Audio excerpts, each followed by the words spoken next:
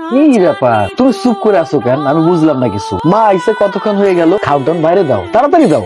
মা নেন নেন, খাওয়া দাও, আর নিজের মাংস দাও। বৌমা, আমার ভাতটা দিয়া দাও, আমি ঘরে নিয়ে যাই খাবো। নেন। বৌমা, তুমি আমারে মাছের সালন গোছের সালন কিছুই দিলে না, একটু ঝোল দিলা খালি। আমের যে মাছের হুড়ো দিছি এই শুক্রি হরেন এই মাছ কি আমনে কেনছেন? আমের 14 গোষ্ঠী কেনছে এই মাছ এই মাংস সব মোর মায়ের লইয়েছি। আগে মোর মায়ে খাইবে, এরপর যদি থাকে এরপর আমের পোলারে দিব, আর না থাকলে আমের পোলারেও দিব না। এখন আমি মেইনটা যাইতে পারে। আমি যে জানি তোমার মায় আনছে, তোমার মায়েও খাইবো, আমারেও দাও। কেন আমার পোলায় যে কামাই করে আনে তুমি খাও না? আমার তো সাহস কম না? আমনে মোর মোর মোর তরকার সাহস পাইছেন কই? তুমি কি তোমার বাড়ি কিছু কবা?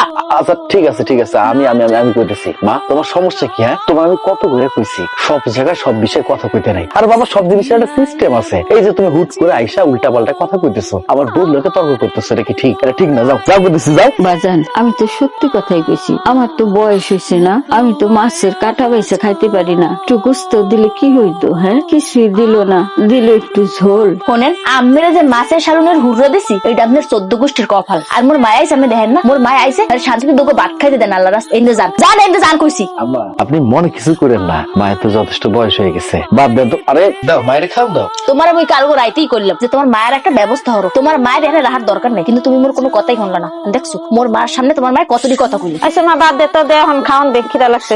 দাও দাও, মাংসটা দাও।